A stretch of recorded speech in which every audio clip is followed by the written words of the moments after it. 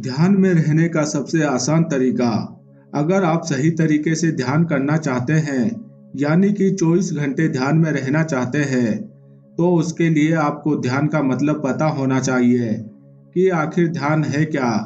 हम सब ध्यान तो करना चाहते हैं, लेकिन हमसे ध्यान सर नहीं पाता, और वह इसलिए क्योंकि आपका मन कहता है आपको ध्यान करना चाहिए, लेकिन आपका शरीर और आपका अवचेतन मन इसके लिए तैयार नहीं है। अगर आप फिजिकली और मेंटली अपने आप को तैयार कर ले, तो आप आराम से ध्यान में उतर सकते हैं। आपको ध्यान करने के लिए प्रयास नहीं करना होगा। आप 24 घंटे ध्यान में रहोगे और समाज से जुड़े हुए सभी कार्य करते हुए भी आप हमेशा ध्यान में रहोगे। ये वो तकनीक है जो आपका जीवन बदल सकती है, और यह सबसे आसान तरीका भी है।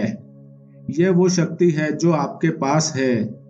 आज जो प्रयोग मैं आप लोगों को बताऊंगा, वह 7 दिनों तक लगातार करना है, और 7 दिनों का यह प्रयोग आपका पूरा जीवन, आपका पूरा व्यक्तित्व ही बदल कर रख देगा। यह मेरा आप लोगों से वादा है। आप एकदम ताजा और नया जन्म लेंगे। इस तकनीक का इस्तेमाल गौतम बुद्ध, स्वामी विवेकानंद जी और श्री कृष्ण मूर्ति जैसे महान ज्ञानियों ने किया। मनुष्य के पास ध्यान की शक्तियां जगाने का जो सबसे आसान तरीका है, वह है सांस। आप सुबह जब भी उठो, कोई भी समय हो, तब आपको अपनी सांसों पर ध्यान लगाना है। बस आपको गहरी श्वास लेनी है। श्वास गहरी होनी चाहिए। आप सारे दिन कुछ भी करते हो, चलते हो, फिरते हो या कोई काम करते हो, तो बस आप इतना ध्यान रखें कि आपकी श्वास गहरी है, आप गहरी श्वास ले रहे हैं। यह आराम से करना है, और ध्यान रखें, श्वास जल्दी जल्दी नहीं बल्कि लंबी और गहरी होनी चाहिए। बिल्कुल आराम से, शांति से गहरी श्वास ले। और आपको ध्यान रखना है कि जब भी आप गहरी श्वास ले रहे हो, तो आपको पता होना चाहिए कि आप गहरी श्वास ले रहे हैं, जिससे आपका ध्यान जाने अनजाने अपनी सांसों पर लगा रहता है। यह एक विपश्यना मेडिटेशन की ही अवस्था होती है। प्राण ऊर्जा और श्वास, इसका एक बहुत गहरा विज्ञान है। यह एक पल में तुरंत आपके पूरे व्यक्तित्व को प्रभावित कर सकता है। यही सांसों की लयबद्धता आपको बदलती है, आपको तुरंत ही चेंज कर देती है। आपके मन की स्थिति बदल देती है, आपके विचार बदलते हैं, आपकी सोच बदलती है। यही सभी बदलाव क्यों होते हैं आप जानते भी नहीं। इन सब में आपकी श्वास बहुत महत्वपूर्ण भूमिका निभाती है। आपकी श्वास ही डिसाइड करती है आपका स्वभाव, आपका व्यक्तित्व, आपको किस वक्त कैसा होना है।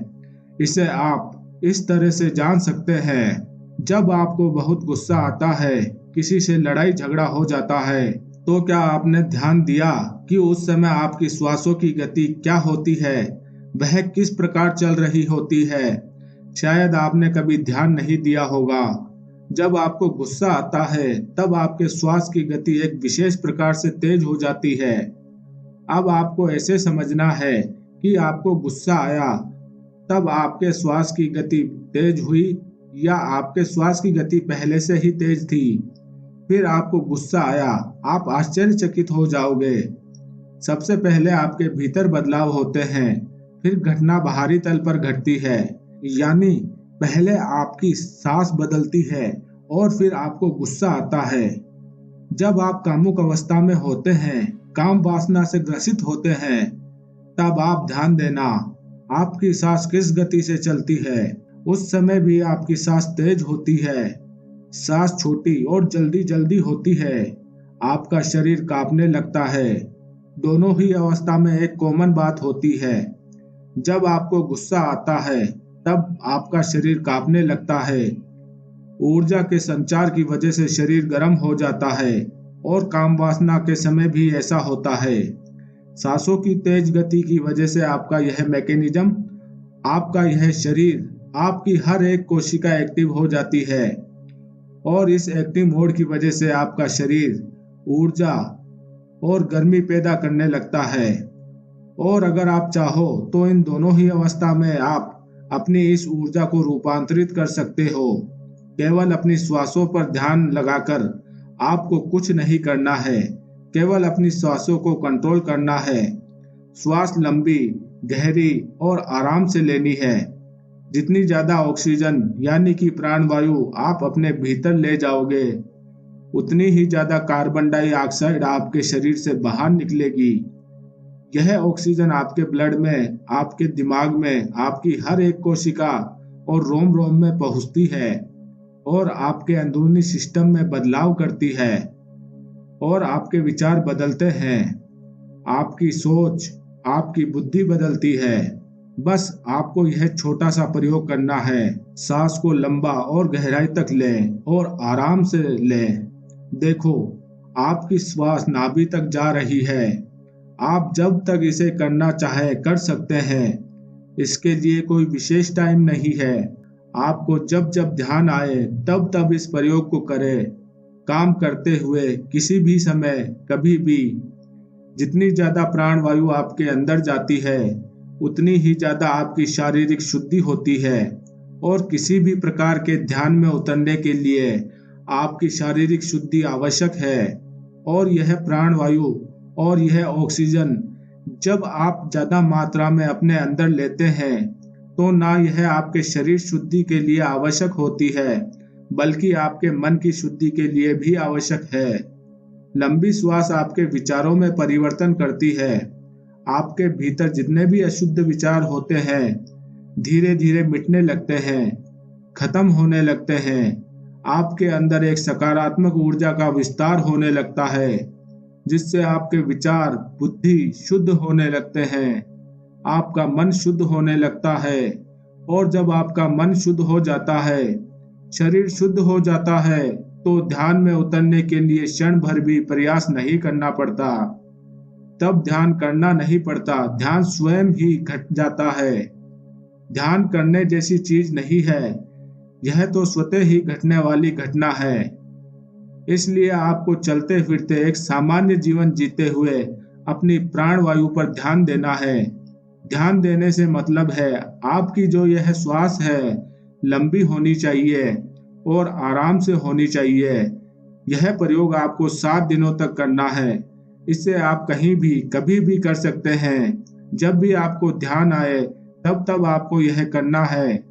जब आप यह प्रयोग करोगे तब आपके साथ कुछ घटेगा, वह मैं आपको बता देता हूँ। जब आप गहरी श्वास लेते हो तब आपकी नींद कम हो जाती है, लेकिन आपको चिंता करने की आवश्यकता नहीं है।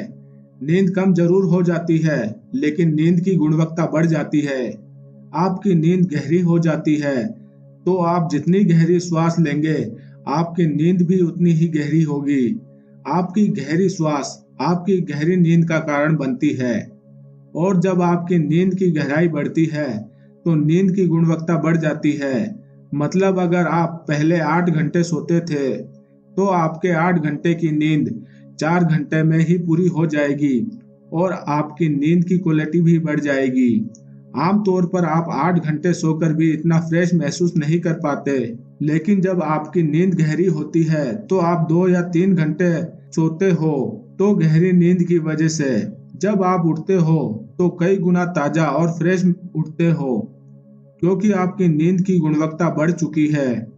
नींद छोटी जरूर हो गई है, लेकिन गहरी हो गई है। इसलिए आपने योगियों को देखा होगा कि वह सुबह ब्रह्म मुहूर्त में ही उठ जाते हैं और उन्हें जल्दी उठने के लिए कोई भी प्रयास करने की आवश्यकता नहीं होती। वह स्वाभाविक ही उठ जाते हैं और उनके शरीर में आलस्य भी नहीं होता। वह तरोताजा दिखते हैं। उनके ब्रह्म मुहूर्त में उठने की बस यही एक चाबी है। वह अपनी नींद पर कंट्रोल कर सकते हैं। उन्हें पता है कि 8 घंटे की नींद को 4 घंटे की नींद में कैसे लेना है।